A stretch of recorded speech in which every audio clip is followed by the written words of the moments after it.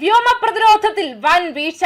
NATO സൈനിക താവളങ്ങൾക്ക് മുകളിൽ മാസങ്ങളോളം വട്ടമിട്ട് പറന്ന് റഷ്യൻ രഹസ്യ ഡ്രോണുകൾ. യൂറോപ്പിലെ തന്ത്രപ്രധാനമായ നാറ്റോ സൈനിക താവളങ്ങൾക്ക് മുകളിലൂടെ വ്യാപകമായി രഹസ്യ ഡ്രോൺ നിരീക്ഷണം നടത്തി Russia. International institute four strategic studies നടത്തിയ പഠനത്തിലാണ് യൂറോപ്പിന്റെ വ്യോമ പ്രതിരോധ സംവിധാനങ്ങളിലെ വൻ സുരക്ഷാ വീഴ്ചകൾ തുറന്നുകാട്ടുന്ന ഈ വിവരങ്ങൾ പുറത്തു വന്നത്. 2024 ഓഗസ്റ്റിനും 2026 ഫെബ്രുവരിക്കും ഇടയിൽ അമേരിക്കൻ B6112 ഗ്രാവിറ്റി ബോംബുകൾ സൂക്ഷിക്കുന്ന ആണവ പങ്കാളിത്ത കേന്ദ്രങ്ങളും ഫ്രാൻസിന്റെ ഐലോങ്ങിലെ ബാലിസ്റ്റിക് മിസൈൽ അന്തർവാഹിനി താവളവും ഉൾപ്പെടെ യൂറോപ്പിലുടനീളമുള്ള തന്ത്രപ്രധാന നാറ്റോ സൈനിക താവളങ്ങൾക്ക് മുകളിലായാണ് അൺമാറ്റ് ഏരിയൽ വെഹിക്കിളുകൾ അഥവാ ഡ്രോണുകൾ പ്രത്യക്ഷപ്പെട്ടത്. ഇത് പ്രമുഖ വാണിജ്യ വ്യോമയാന കേന്ദ്രങ്ങൾ പലതവണ അടച്ചിടുന്നതിനും സൈനിക പ്രവർത്തനങ്ങൾ തടസ്സപ്പെടുത്തുന്നതിനും പരിഭ്രാന്തി പടരുന്നതിനും ഇടയാക്കി.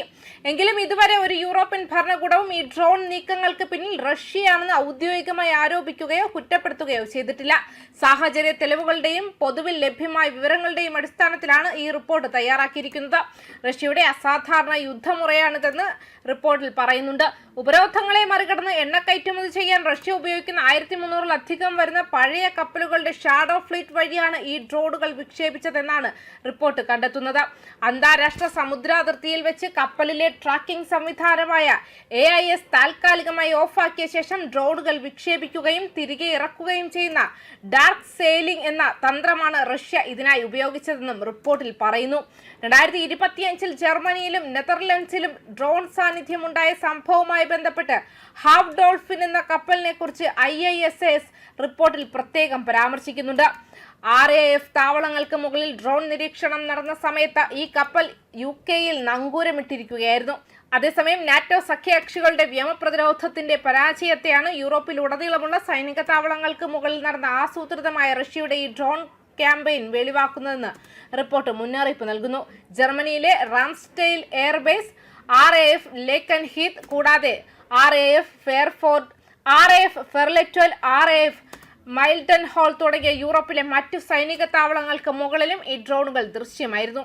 പരമ്പരാഗത വ്യോമാക്രമണങ്ങളെ നേരിടാൻ സജ്ജമായ യൂറോപ്പിന്റെ വ്യോമ പ്രതിരോധ സംവിധാനത്തിന് ഇത്തരം ചെറിയ ചിലവ് കുറഞ്ഞ ഡ്രോണുകളെ കണ്ടെത്താനോ ഫലപ്രദമായി നേരിടാനോ കഴിഞ്ഞില്ല. യൂറോപ്പിലെ രാജ്യങ്ങൾക്കിടയിൽ ഇക്കാര്യത്തിലുണ്ടായ ഏകോപനമില്ലായ്മയും റഷ്യ മുതലെടുത്തു. 2022 റഷ്യൻ രഹസ്യാന്വേഷണ ഉദ്യോഗസ്ഥരെ യൂറോപ്പിൽ നിന്നും കൂട്ടത്തോടെ പുറത്താക്കിയതിനെ തുടർന്ന് വിവരങ്ങൾ ശേഖരിക്കുന്നതിനാണ് റഷ്യ പ്രധാനമായും ഈ ഡ്രോണുകളെ ആശ്രയിച്ചത്. കൂടാതെ നാറ്റോയുടെ പ്രതികരണ സമയം പരിശോധിക്കാനും തന്ത്രപ്രധാന കേന്ദ്രങ്ങളിലെ ദൗർബല്യങ്ങൾ മനസ്സിലാക്കാനും ഈ നീക്കം റഷ്യയെ സഹായിച്ചു. നിരന്തരമുള്ള ഡ്രോൺ കടന്നുകയറ്റങ്ങളെ തുടർന്ന് പല യൂറോപ്യൻ രാജ്യങ്ങളും തങ്ങളുടെ സുരക്ഷാ നിയമങ്ങളിൽ മാറ്റം വരുത്തിയിട്ടുണ്ട്.